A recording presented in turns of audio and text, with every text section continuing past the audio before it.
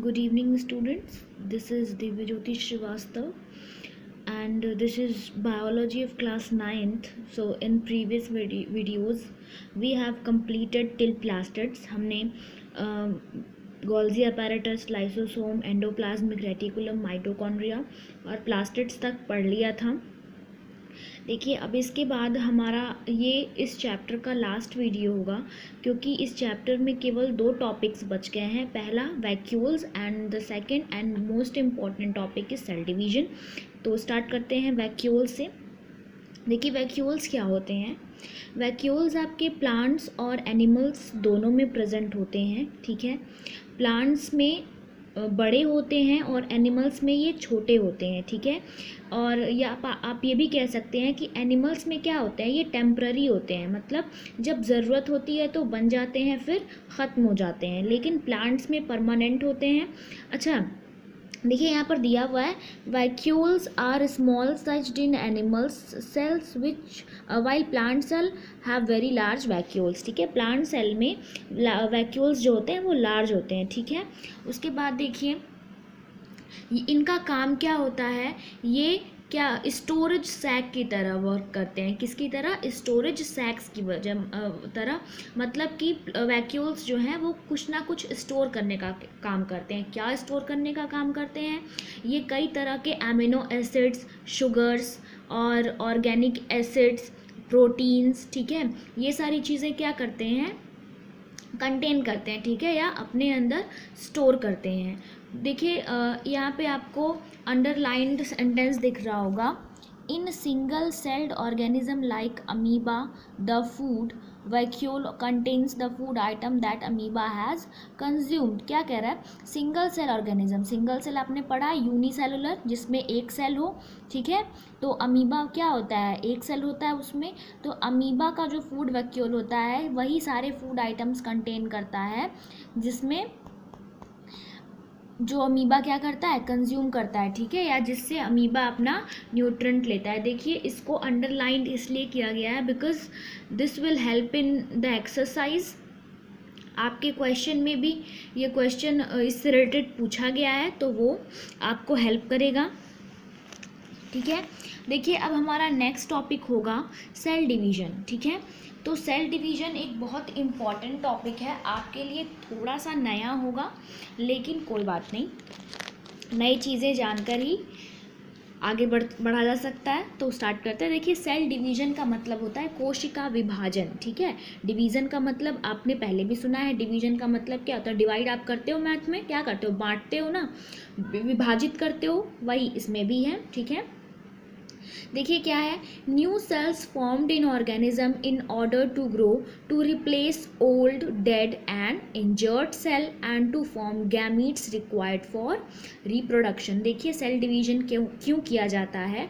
जो पुराने सेल्स हो जाते हैं या इंजर्ड सेल्स हो जाते हैं, मतलब जिनको कुछ वो बिगड़ जाते हैं या जो मर जाते हैं सेल्स, ठीक है, उनको रिप्लेस करने के लिए उनकी जगह पे क्या लाए जाते हैं, नए सेल्स लाए जाते हैं, और जिसको हम क्या कहते हैं, सेल डिवीजन कहते हैं. ठीक है, दिया है and to form gametes required for reproduction. और गैमीट्स बनाने के लिए क्या करते हैं, सेल डिवीजन की प्रोसेस होती है. गैमीट्स किस लिए? रिप्रोडक्शन के लिए, यानी प्रजनन के लिए. अब आप सोचेंगे गैमीट्स क्या होता है भाई, अब ये नया टॉपिक कहाँ से आ गया, गैमीट्स तो हमने कभी सुना ही नहीं है. तो कोई बात नहीं, आज हम जान लेते हैं गैमीट्स क्या होता है. देखिए क्या होता है, आपको ये पहले भी बताया जा चुका है कि एक ह्यूमन के अंदर कितने क्रोमोसोम्स होते हैं. How many chromosomes are there in a human body? 46 chromosomes. ठीक है, आपको ये भी बताया गया है कि क्रोमोसोम्स का क्या काम होता है, कि पेरेंट्स के कैरेक्टरिस्टिक्स को वो बच्चों के अंदर ट्रांसफ़र करता है. तो ऐसा होता कैसे है, देखिए फादर के 23 क्रोमोसोम्स और मदर के 23 क्रोमोसोम्स मिलकर क्या बनाते हैं, बच्चे के 46 क्रोमोसोम्स. ठीक है, लेकिन अब ये भी जान लेते हैं कि फादर के सेल को क्या कहते हैं, स्पर्म. ठीक है ना, या मेल रिप्रोडक्टिव सेल को क्या कहते हैं, स्पर्म कहते हैं, और फीमेल रिप्रोडक्टिव सेल को ओवम या एग कहते हैं. ठीक है, तो क्या होता है, ये जो फादर ने 23 दिया या मदर ने 23 दिया, तो इसी को हम क्या कहते हैं, गैमीट कहते हैं। ठीक है, जो ये हाफ नंबर ऑफ क्रोमोसोम्स हैं इनको हम क्या कहते हैं, गैमीट कहते हैं। ठीक है, आपको अब गैमीट समझ में आ गया होगा। उसके बाद देखते हैं कि सेल डिवीजन होता कितने तरह से है। ठीक है, there are two main types of cell division, mitosis and meiosis. देखिए आपको इधर दे रखा है, there are two main types of cell division, mitosis and meiosis. देखिए, the process of cell division by which most of the cells divide for growth is called mitosis. ठीक है, कह रहा है कि जब सेल जो होता है वो कई सारे सेल्स को डिवाइड करता है तो माइटोसिस। ठीक है, इसको हम समझते हैं इधर फिगर के थ्रू।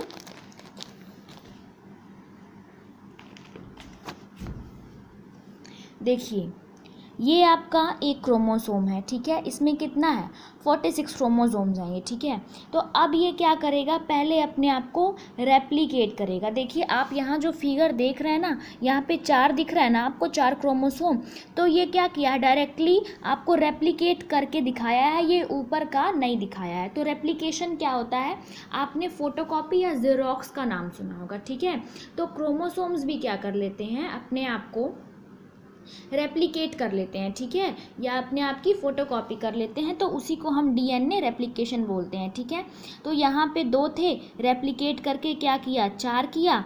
अब यहाँ पे क्या करेगा कि 2 में डिवाइड करेगा, बोलेगा भाई 2 बराबर बराबर हिस्से में बांटना है, तो 2 तुम ले लो और 2 तुम ले लो। ठीक है, तो यहाँ पे सेल डिवीज़न कितनी बार हुआ, 1 बार हुआ। भाई यहाँ से ना, यहाँ से एक ये बांटा है, तो कितनी बार सेल डिवीजन हुआ, 1 बार हुआ। इसे हम क्या बोलेंगे, माइटोसिस बोलेंगे। ठीक है, मियोसिस क्या होता है कि ये आपका सेल है, इसको रेप्लिकेशन, डीएनए रेप्लिकेशन करने के बाद यहाँ बांटा 2 बराबर भागों में।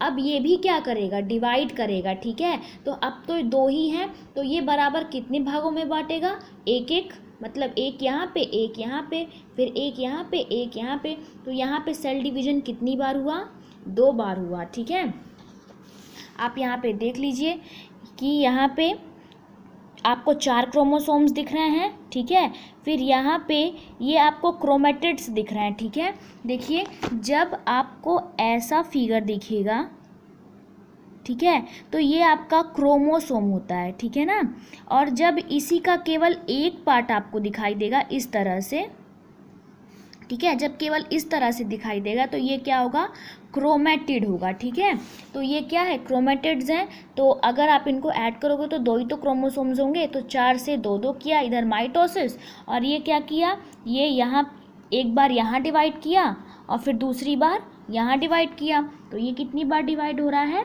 2 बार डिवीजन हो रहा है सेल डिवीजन, तो ये क्या होगा, मियोसिस होगा। ठीक है, देखिए अब इस चैप्टर को हमने फिनिश कर लिया है। इस चैप्टर में अब कुछ भी बाकी नहीं है।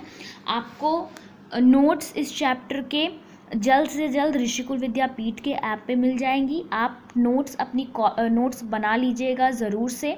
ठीक है, जो कि आपके लिए बहुत इम्पॉर्टेंट है। तब तक के लिए जितना भी अभी तक आपको पढ़ाया गया है, आप वीडियोस को 1 बार 2 बार बार बार देख के उसको बहुत अच्छे से समझ लीजिए।